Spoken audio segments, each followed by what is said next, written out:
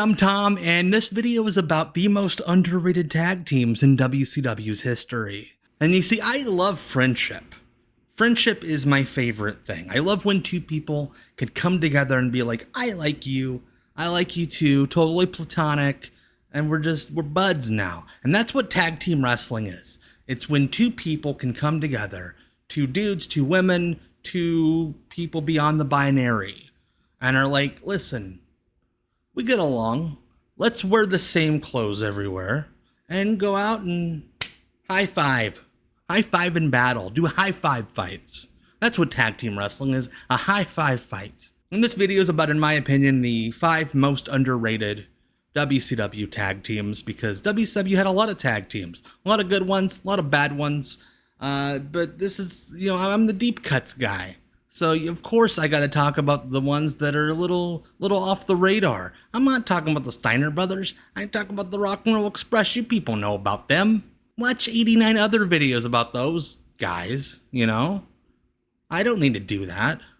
I'm here for the real rough cuts, baby. So let's get started. I'm not a big advocate for guns. I believe in gun control, not to get political. But I will make an exception for these two guys, this hot young babyface tag team that rocked WCW in the early 90s. I'm talking about Steve Armstrong and Tracy Smothers, Pachoo, the Young Pistols. Steve Armstrong and Tracy Smothers were both really good wrestlers who blended together as an exciting tag team. I wasn't in love with the whole Southern Boys thing, but it was a different time, and I'm not about to get anyone canceled for what they were doing in 1990. Steve and Tracy were the next great team along the lines of the Fantastics or the Rock and Roll Express. But that style suddenly lost value in the eyes of decision makers as the 90s began. They were heavyweights, but they weren't superhumanly huge. They had down-home charisma when promoters wanted superheroes. The Pistols got locked in a feud with the Freebirds that seemingly went to a best of 10,000, which likely chilled them out with fans. By the time they escaped that feud, the idea was to turn them heel, despite having potentially exciting matches with the Dangerous Alliance on the horizon. They were fine heels, but the fans all saw them in a lower position because that's where management had slotted them. Steve got hurt and eventually left WCW, leaving Tracy to wrestle as Young Pistol Tracy for months before he saw his way out the door too. A lot of wasted potential, but none of it was wasted by the performers themselves. In the 90s, we were obsessed with cowboys as America, as a culture. That movie Tombstone and Wyatt Earp and, I think Val Kilmer might have been in one of those movies with like stubble on his face and it was all like smoldering. That, I don't know. I was around, but I was like little. But this cowboy team captured the hearts and minds of some people in Atlanta, but maybe around the country too. One of them even had a mask on, a masked cowboy. How cool is that? I'm talking about Tex Slazenger and Shanghai Pierce. I'm not going to sit here and try to convince you that Tex and Shanghai were these technical wrestling marvels, but I feel as if they've gotten a bad rap because they weren't the, quote, working heel type of tag team that had dominated WCW for years before. They were big, mean, ugly brawlers. Probably a bit green for the spot they were thrust into, but a lot of pro wrestlers in the mid-90s got pushes long before they were ready just because the landscape was changing and they didn't have anywhere to develop. Once the Texicans got their feet underneath them, they were a team who could provide a good match framework for a babyface team to work within. Their stuff looked solid, and they worked to the level of their opponents. My favorite Tex and Shanghai moment was at Battle Bowl 1993, an infamously dead pay-per-view with almost nothing good on the card. Per luck of the, quote, random draw, they were paired against each other. When the two of them got tagged in with each other, they had a real snug-looking brawl that looked like two friends throwing down in the driveway over an unpaid bet. It was the only thing that woke up that crowd for the entire 3-hour show. Were Tex and Shanghai the Midnight Express or Arn and Tully? Absolutely not. But they are a prime example of how sometimes you're judged by how fans perceive you instead of how good you really are. I think most promotions need a Tex and a Shanghai on the roster. Our third team, it's hard to see how they're underrated separately, They are two of the best wrestlers of the 90s, of their era. But together, I feel like because of the time period they came up in, as well as the plethora of teams they had to wrestle or lack thereof, they are quite underappreciated. If they would have come around in, the late 90s or the late 80s, I think things would have been different for them, for their legacy. But as is, I think they're plenty underrated. I'm talking about Steven Regal, his lordship, the Earl of Eaton, Robert Eaton, the Blue Bloods.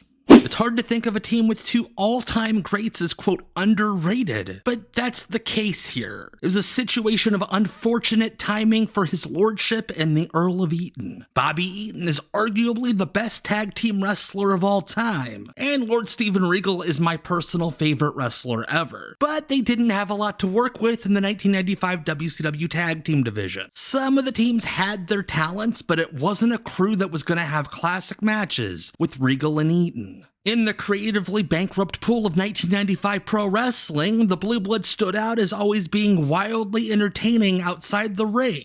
Bobby Eaton's transformation to the Earl of Eaton resulted in some of the funniest vignettes of the 1990s. If you've never seen the home video exclusive vignette from Bash at the Beach 1995, where the Blue Bloods took a tour of some of the seedier parts of Los Angeles, I recommend you find it ASAP. Mr. Regal found a way to use Bobby Eaton's understated disposition as a positive, and might have been the one person in wrestling to ever figure out how to drag personality out of him. The Blue Blood squashes were lovely beatings. They did the best they could with the roster they had to wrestle with, and they were a bright spot in a real dull period in pro wrestling. Let's put some more respect on the Blue Bloods' names.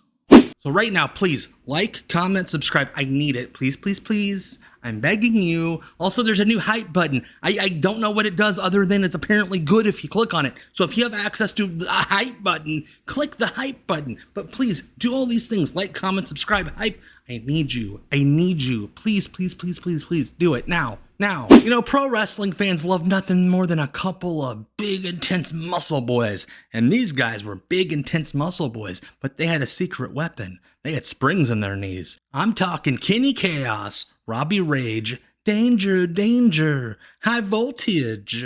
Rage and Chaos had it rough out the door. They graduated from the power plant in '96 and were almost instantly on WCW TV with custom music and a silly gimmick. These dudes did not have a chance when their first impression was at their most inexperienced. But they developed quickly in the face fire, becoming a perfectly serviceable mid-card team, and even having a few really fun weapons brawls with Public Enemy during their year-long feud in 1997. But the real fun with High Voltage was how their looks were very deceiving. They were these short, super jacked monsters who looked like they'd be completely immobile, but their signature moves were almost all variations of springboard dives. Almost every High Voltage match featured some wild springboard move that you wouldn't expect from these dudes. In many ways, they walked so that other jacked power plant mutants like Mark Jindrak and Sean O'Hare could run. High Voltage got a lot better after their New Japan excursion in late 97, early 98, but the paint had already dried. They had been slotted and weren't escaping that first impression. It's a shame that the only thing that a lot of fans remember from either of them is the Kenny Chaos Rick Steiner tag team title run. In a landscape where WCW stays healthy and the team could have been repackaged after the Japanese excursion, they might have lived up to that next Steiner Brothers billing that the commentators would always bring up. But as is, they were always good for at least one shockingly athletic thing in each match. And I think this final team has a special place in my heart because, their team name is what people call me when I wear my tight jeans and I strut around town. I'm hot to trot.